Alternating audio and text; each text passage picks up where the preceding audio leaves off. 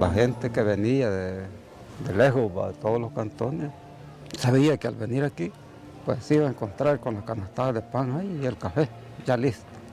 Desayunaba a la misa, con los hijos, pelota, trompo, eso es lo que jugábamos. Jugábamos naipes.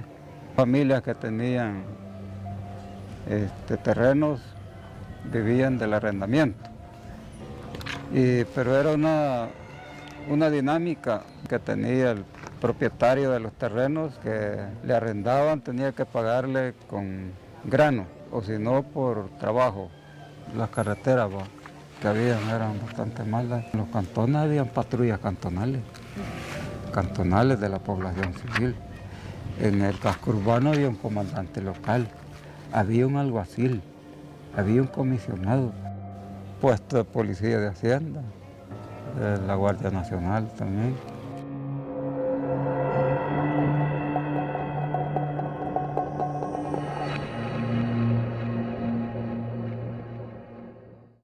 Las desigualdades sociales profundas que se dan en este país son causadas por las políticas de aquellos regímenes. Estamos hablando de gobiernos como en el tiempo de Arturo Armando Molina. Esas causas fueron precisamente la falta de tierra para el campesino para trabajar, la falta de salarios justos en las haciendas de café, algodón, caña de azúcar, etc. Igual el maltrato que las patronales en los diferentes haciendas y bueno, todo tipo de patrones que acomodaban mano de obra campesina. Esas situaciones que existían, hablándose de los años 70, ¿verdad?, dieron origen a que el pueblo se fuera organizando. El sector campesino, el sector obrero, estudiantes, maestros, médicos, todos los sectores empezaron a organizarse para exigir sus demandas, pues, para plantearle al gobierno algunas reivindicaciones. Producto de esas luchas populares que el pueblo inicia, el régimen empezó también a organizar un sector de los diferentes sectores del pueblo en una organización que se llamaba Escuadrones de la Muerte. Aquí en el campo le llamaban los paramilitares. Eran todos aquellos hombres que iban organizando en esas comisiones que en un momento también le llamaban ellos defensas civiles. Ya a partir del año 75, el año 76, matan a los primeros compañeros de mi comunidad. Mataron a Ángel Guardado. Estos grupos paramilitares también mataron al compañero Salvador Guardado, a Miguel Orellana, Osmaro Guardado y otros más. Yo pertenecía al ejército también, porque también fui soldado y tuve también alguna oportunidad de estar en el conocimiento de la Escuela Militar de la Guardia Nacional. Pero pues cuando yo regreso de vacación a mi pueblo, encuentro que ya un hermano de mis hermanos, los menores, ya habían asesinado uno. Entonces me vi en la necesidad de renunciar a esos cuerpos y me incorporé al movimiento social. Para el ejército o para el gobierno de aquel entonces, eso era como el veneno, eso era lo prohibido, ¿verdad? Hablar de las injusticias sociales, hablar de la educación, hablar de la salud, hablar del alto costo de la vida, de la canasta básica, hablar del arrendatario de los terrenos.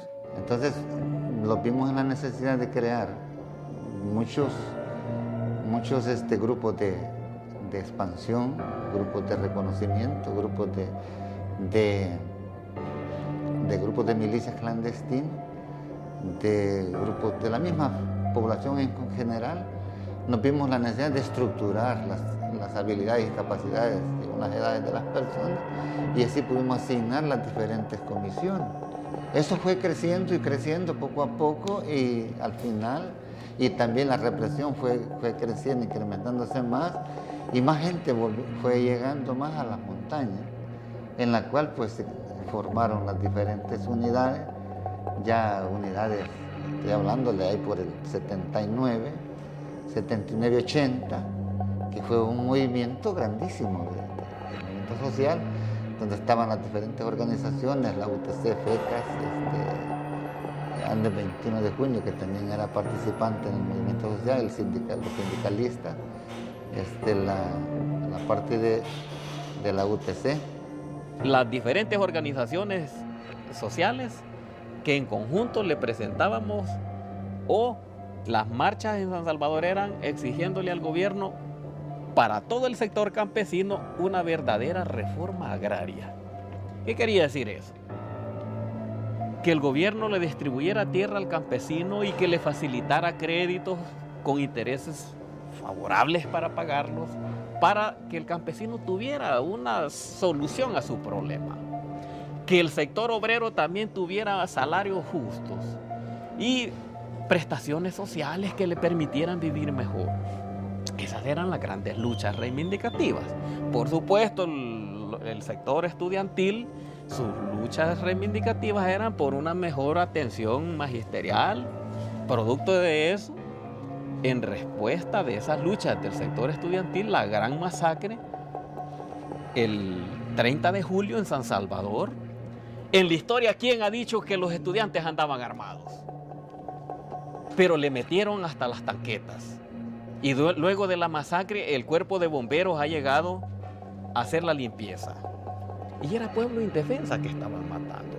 La arma que tenía esa gente era la boca nada más para exigir, para decir, bueno, estas son las necesidades y por esto luchamos.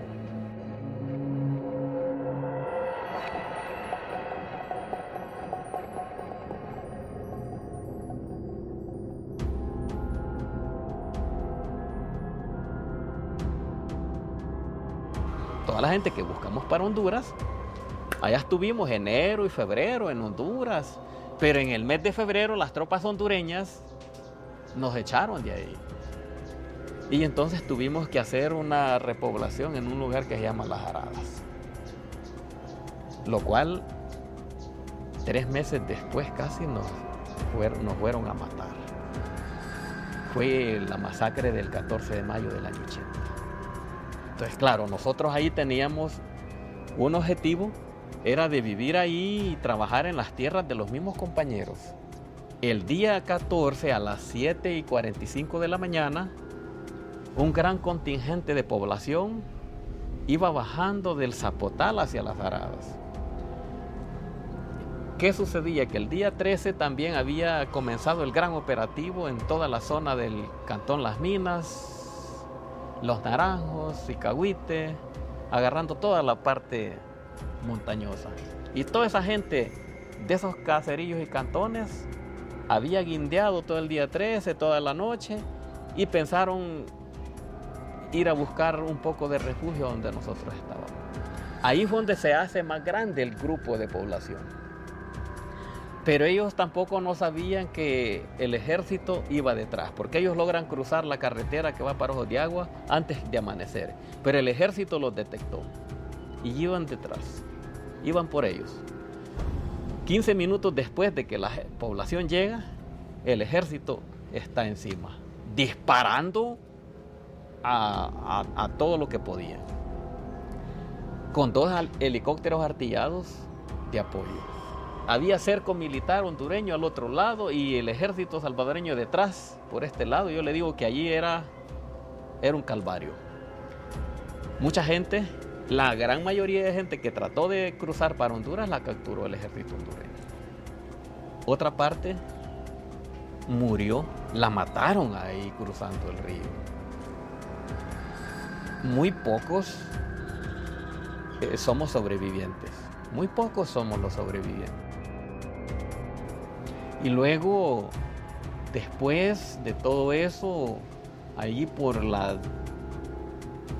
10:30 de la mañana, el ejército salvadoreño le ordenó al ejército hondureño que le entregara toda esa población que tenía en sus manos.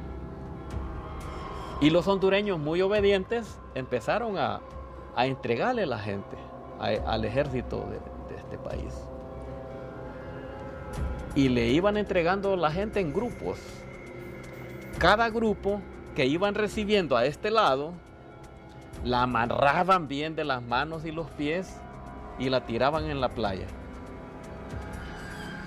Luego iniciaron ya la matanza, sacando el primer grupo hacia el plan, lo formaron en fila y allí lo ametrallaron. Allí revuelto, ancianos, niños, mujeres de todas las edades. Incluso capturaron a una compañera que se llamaba Concepción Guardado, que estaba en dieta, tenía como 6 días de haber dado a luz a una criatura. Esa señora no se pudo salir, la hallaron ahí en el rancho y se la llevaron para la playa del Río, y esas criaturas, en cuenta el tiernito, lo tiraban para arriba los soldados y lo cachaban con el diatagán del G3. Se dieron el lujo de hacer esas cosas no solo con una criatura. Bueno, eso es lo que sucedió ahí en Las Aradas. Una matanza, una masacre salvaje de cientos de personas. Nosotros contabilizábamos una cantidad de 650 personas entre las diferentes edades. Y bueno, era una población indefensa. Armas de guerra no teníamos ninguna. Estábamos ansiosos de que alguien nos dijera: aquí están estos 2 fusiles. Pero no, hasta ese momento no habíamos tenido la dicha ni siquiera de conocer un fusil de guerra. Ese es el inicio de la lucha armada en este país. A partir de que el ejército, con todas sus estructuras, arrecian la matanza y la desaparición de gente en este país.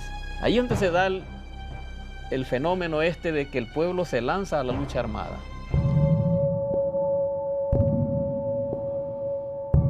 El año 81 se da la primera ofensiva en el país.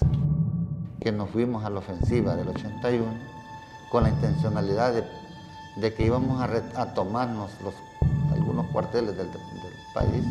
Primero era, digamos, resistir los fuertes operativos militares, como fue la contraofensiva que lanzó el ejército después de la ofensiva que el frente lanza en el 10 de enero del 81. El ejército lanza un fuerte operativo que arrasó con toda esta zona aquí. Era un operativo de tierra arrasada para desaparecer a la guerrilla de esta zona. Entonces se vio la necesidad también de crear una estructura que tratara de defender y mantener y orientar a este grupo de población, que estamos hablando de unos 7.000 a 6.000 habitantes de la población. El gobierno de ese tiempo había militarizado todos los municipios. No había un municipio que no tuviera puestos militares. Eso nos obligó también a desarrollar una ofensiva que la consigna era vida o muerte, pero nosotros trabajamos noche y día, no nos importaba si andábamos descalzos, si teníamos comida, no, nuestro objetivo era desalojar puestos militares. Entonces el frente lanzó esa limpieza, tomándose todos los puestos, y fue limpiando, y fue así como esta zona fue quedando una zona prácticamente liberada. Pero ellos amenazaron antes de irse a la población, diciéndole que tenían que irse también y que la familia que se quedara se iba a declarar a favor de la guerrilla y que ellos la iban a venir a bombardear. De tal manera que la gente se fue yendo. A los 3 días después aquí no había nadie. En octubre en este mes que estamos, del 82, se da el desalojo. No por la fuerza guerrillera, sino por el mismo ejército nacional, hizo que la población de aquí se fuera. Y bueno, este pueblo quedó en abandono por 4 años. Fue en masa, la gente se fue rápido. Grandes desfiles de población por todo eso. Entonces desalojaron todo y esto quedó solitario. Yo recuerdo que después, como a los 15 días de que ellos se habían ido, o sea, nosotros vinimos a recoger granos que había dejado la familia, porque nuestras familias estaban muriendo de hambre. Yo todas las noches, o sea, tenía que regresar de donde estaba trabajando para la casa, acompañar a la familia, pero en la madrugada siempre salía y pasaba precisamente en medio aquí de San José de las Flores. Eran grandes zacatales, bueno, los caminos no se veían, las calles igual no se veía que habían carreteras, eran montes. Cuando desalojan aquí, en los amates se hace un campamento de pesca. Y entonces ese campamento de pesca era un campamento civil. Era un grupo de personas asignadas para esa misión. Y también porque allí existen las vegas del embalse que en verano se pueden cultivar muchas cosas. Entonces ese campamento tenía una tarea de producir verduras de toda clase y de pescar, de sacar pescado del embalse también, para garantizar la dieta alimenticia de mucha población que necesitaba, como heridos que salían de los combates, porque ya estamos hablando del 82 en adelante, se dan las batallas más tremendas en este departamento. O sea, los amates era como un lugar de recuperación de mucha gente porque quiero contarle también que había una peste de murciélago, que quizás por aquello que no había ganado en la zona. El murcia prácticamente se alimenta chupándole la sangre al ganado. Entonces se comían a la gente, se trataban de chuparle la sangre a los niños principalmente. Entonces, en muchos lugares, muchos niños estaban ya, ¿cómo se llama esto? Anemios, porque el murciélago era inminente, aún en el día lo perseguían a uno. Lo vimos la necesidad de crear el poder popular, en el cual estaba sustentado en tres poderes populares locales, que era el poder popular número 1, el poder popular número 2, que es la zona del Zumpula hacia allá, y el poder popular del sector número 3, que éramos la zona de aquí hasta la montañona, la Laguna Pueblo. El poder popular consistía en que éramos responsables de llevar la salud, la educación y la producción agrícola y lo que le llamábamos la parte de expansión. Ese era el papel de los poderes populares. Las mujeres se incorporaban también a la guerrilla como los hombres. Yo opté como trabajar como sanitaria porque es donde a veces donde la gente más lo necesitaba, por una enfermedad común o por una herida leve. Era bonito, pero era difícil porque no había medicamento. A veces teníamos que curar con medicinas de monte, de plantas, de raíces. Por ejemplo, una herida la teníamos que cubrir con hojas o curarla con líquido, hacer la masa, sacábamos telas viejas para desinfectarlas, para utilizarlas de vendas, de gasas, para hacer torundas, porque no había material adecuado o disponible. El movimiento de masas era el que se facilitaba como para el traslado de armas, el traslado de munición, el traslado de pacientes heridos. En 1985 el ejército lanza una fuerte ofensiva en el cerro de Guazapa que le llamaron Guazapa 10, y en Chalatenango lanzaron el operativo Teniente Chávez Carreño. Entonces, en ese operativo de tierra arrasada, que el objetivo del ejército era capturar toda la población civil y dejar a la guerrilla sin masas. Ese operativo capturó a más de unas 1.800 personas en todos estos sectores que ven aquí por esos cerros del Eramón, Patamera, Arcatao, San Isidro. Ahí en esa zona de San Isidro me capturaron a mi familia, a mi esposa, a mis hijos, a mi suegra, a la mujer del cuñado. Bueno, yo andaba de responsable de 105 familias entonces y nos capturaron a todos. Yo logré sacar 25 jóvenes. Hubo un grupo de 26 familias que se decidieron. Yo estaba en otra zona, por eso no fui con ese grupo, pero aquí están las 26 familias y se fueron a tomar la iglesia de Dulce Nombre Amarilla en otro municipio de la zona, digamos, norte aquí de Chalatenango. ¿Cuál era el objetivo de la toma de Dulce María? El objetivo era lanzar ahí. El Radio Farabundo Martí había convocado a todos los medios de comunicación nacionales e internacionales para una conferencia de prensa en la iglesia de Dulce Nombre María. ¿Para qué? Para denunciar todos los atropellos y los destrozos que el ejército estaba haciendo aquí, la violación a los derechos humanos aquí.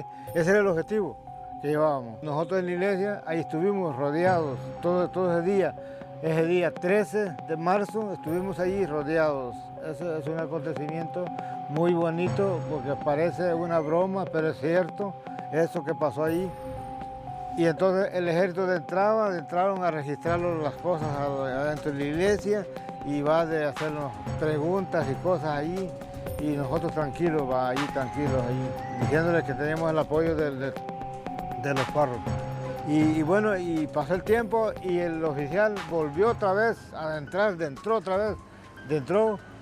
como con 20 soldados adentro y se puso otra vez a hablar de los derechos humanos, que el ejército era democrático, que respetaba los derechos humanos.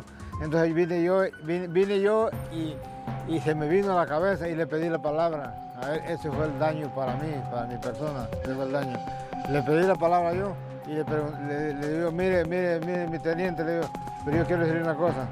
En los tratados de Ginebra habla del artículo tal, le digo yo me lo podía en ese tiempo, habla esto y esto, de que la guerrilla, la población civil puede vivir donde está la guerrilla con tal no tenga armas, puede vivir junto con el ejército cada vez la población civil no esté armada y no hay problema. ¿Y ustedes por qué nos llevan de aquí? ¿Por qué nos anunció que tenía órdenes del presidente del comandante de la 4ª Brigada que nos iban a llevar para la cárcel, ¿verdad? Nos iban a capturar.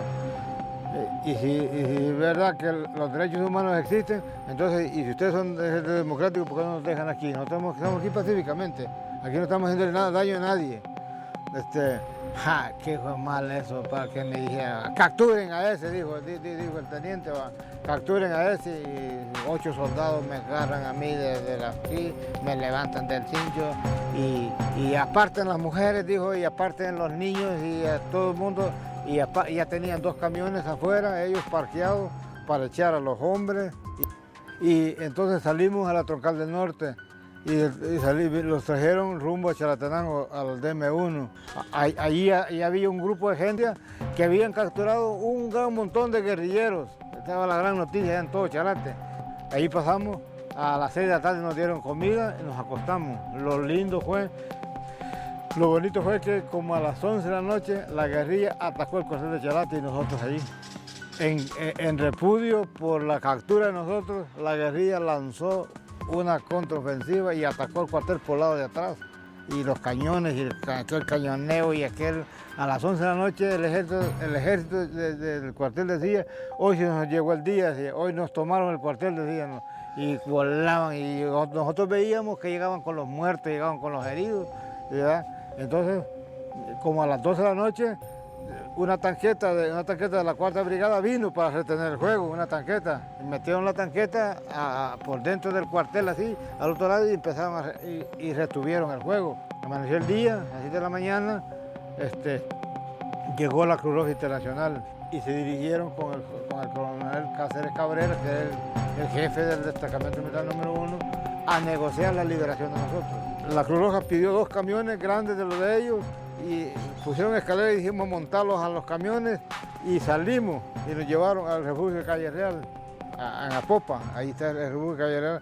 Allí ya estaba la gente que habían capturado en el Fénix de Guazapa y nosotros ya había más o menos como unas 1000 personas capturadas allí.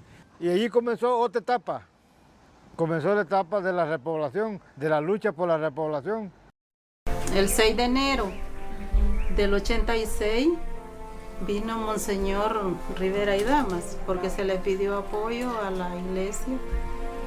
Y él vino porque el gobierno decían de que aquí no había población civil, que solamente era guerrilla. Y desde Calle Real a mí me tocaba salir con grupos de gente a la lucha en las calles de San Salvador. Los tomábamos embajadas.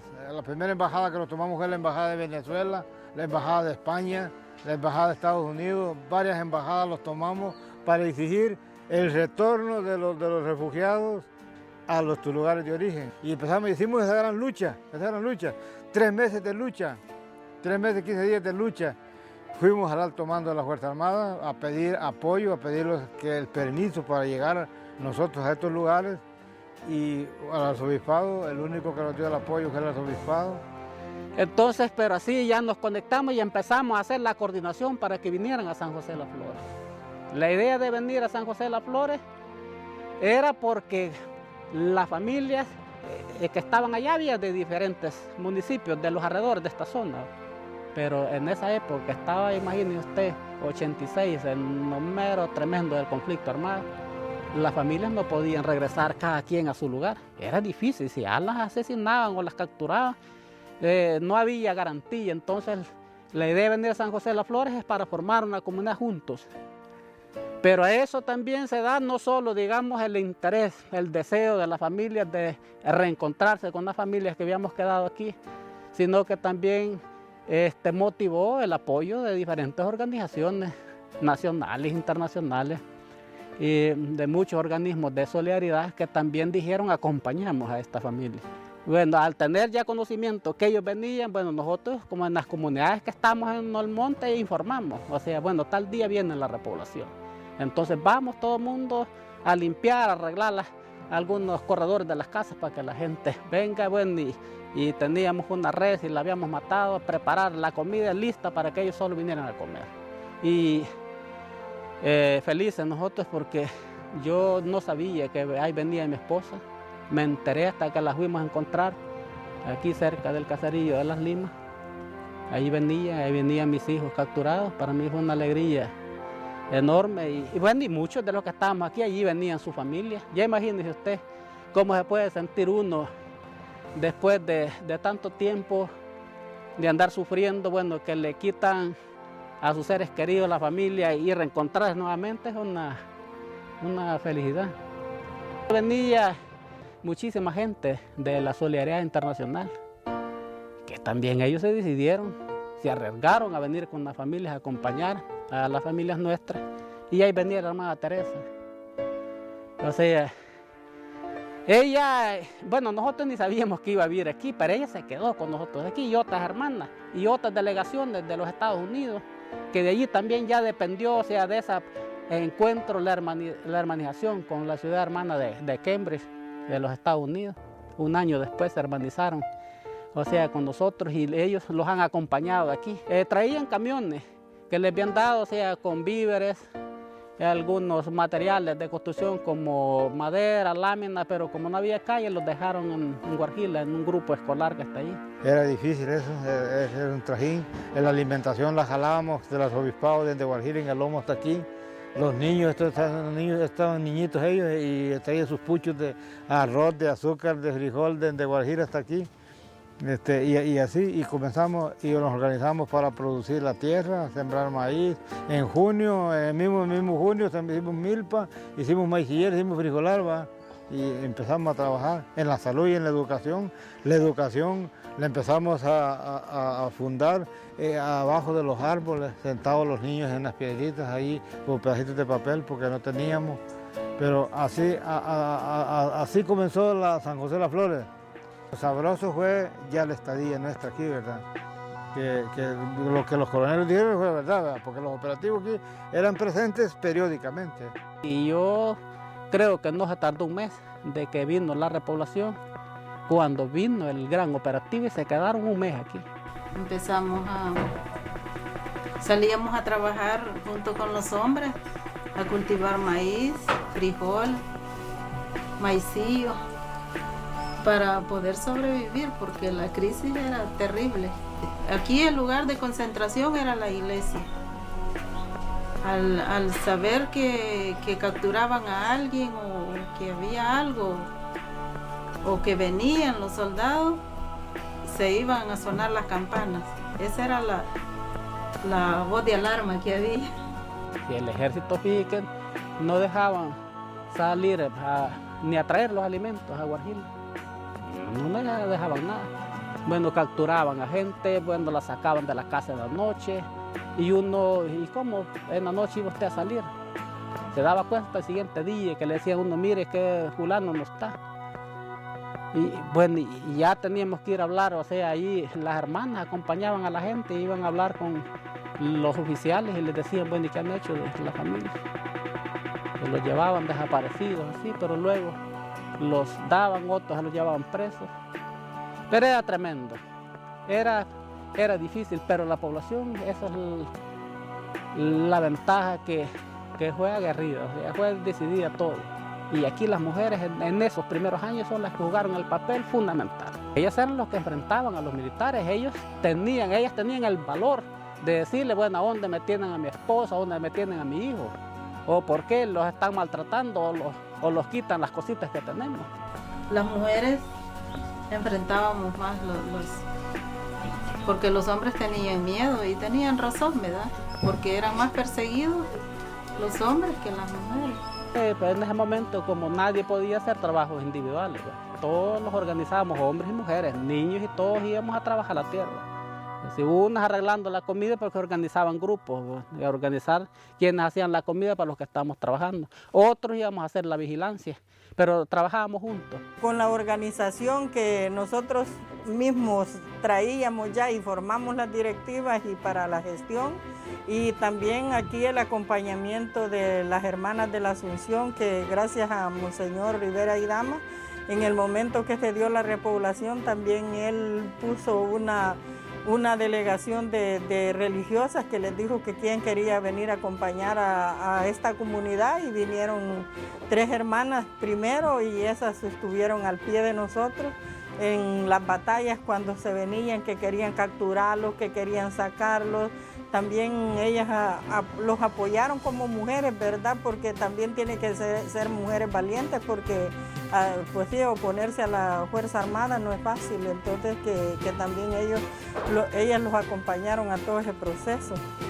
Y entonces empezaron ellas a decir que fuera bueno una panadería, bueno una sastrería, una guardería que los cuidara a los niños para ir a trabajar, y que hubiera un taller de artesanía, que en aquel entonces le decíamos Arcia, que era donde era Compita y Cabuya que trabajaba, pero hoy ya se ha hecho más, mejor, hoy es un telar pues de tejido de hilo, y entonces y así fue la iniciativa de varios proyectos, y así nosotros pudimos escribir, contar nuestra historia, y la necesidad también de que teníamos de que las mujeres, para poderlos llevar, como decimos, la comida a la familia, que no tenían las mujeres sin esposo y con los niños huérfanos. Entonces, y con la cooperación pues se ayudó, los ayudaron, la cooperación española, los comités Monseñor Romero, y Manos Unidas también, que jugó un papel muy importante también en ayudarlos en todo, en compra de tierra y viviendas. Entonces así nosotros pudimos ya ir formando los grupos que tenemos de trabajo. Hacíamos las asambleas de mujeres, quien se quería anotar, no discriminamos a nadie, no que quien quisiera aprender a hacer pan, de sastrería, y así formamos los grupos. Antes de que no se firmaran los acuerdos de paz, o sea, las tierras para nosotros eran comunitarias. La trabajábamos todos. Éramos como los dueños, sabiendo que no eran las tierras de nosotros, pero aquí nosotros disponíamos de ellas. Pero en medida de que ya cuando se firman los acuerdos de paz, y empiezan a venir los propios dueños. Y ya habíamos formado un equipo de negociación, o sea, para la búsqueda de las familias que tenían sus tierras, sus casas. Y se empezó esa comisión, empezó a buscar a los dueños, pero por el otro lado, la directiva y las hermanas empezaron a gestionar también fondos para ir comprando la tierrita o las casitas que la gente los vendía.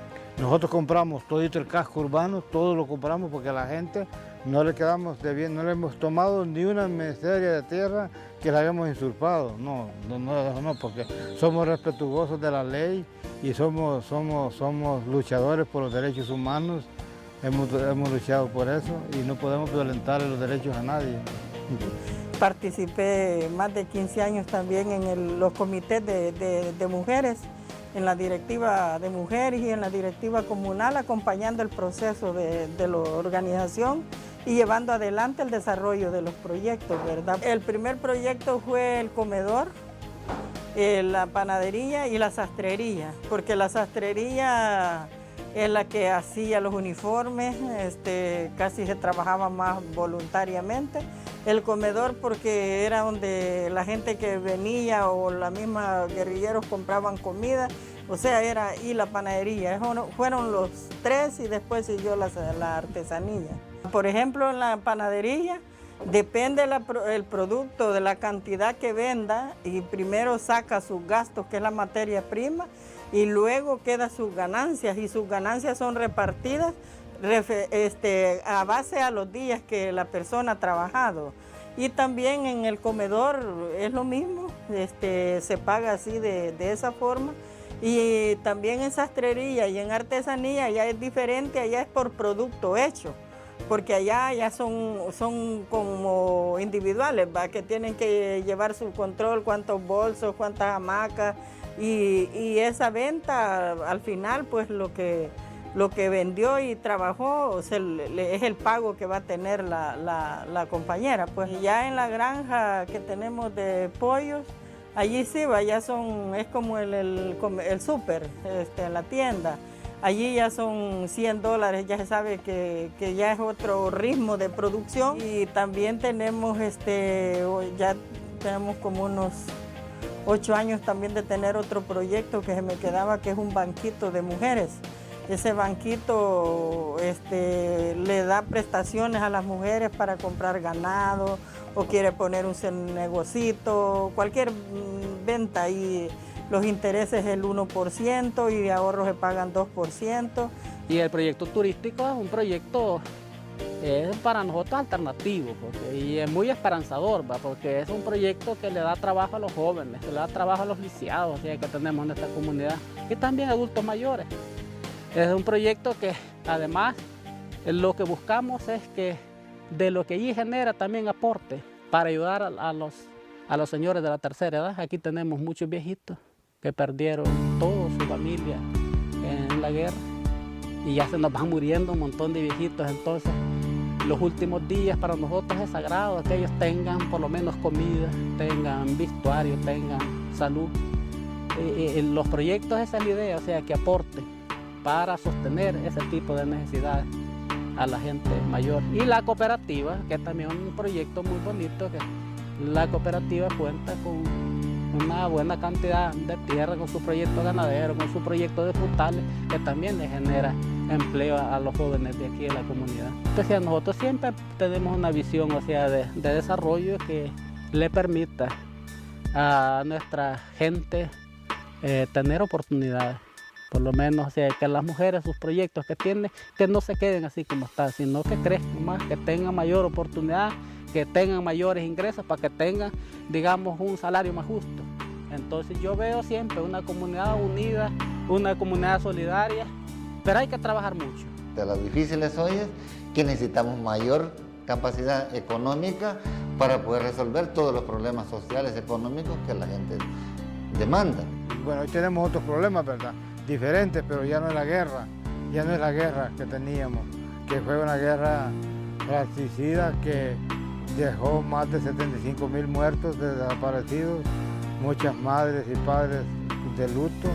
Es una guerra que nos impusieron. No es que nosotros la buscamos o la quisimos, sino que nos la impusieron y tuvimos que buscar formas de defensa, incluso hasta crear una guerrilla para la autodefensa de las mayorías que éramos las masas que abastecíamos a la guerrilla en alimentación, incluso hasta dar a nuestros propios hijos. Nuestros hijos eran los semilleros de ir reforzando, ¿va? Pero como en los combates la gente cae, pero no quiere decir que íbamos a retroceder, sino que adelante. Fue una cuota que dimos, pues, una cuota muy grande, muy fuerte, ¿va? De dar a nuestros hijos.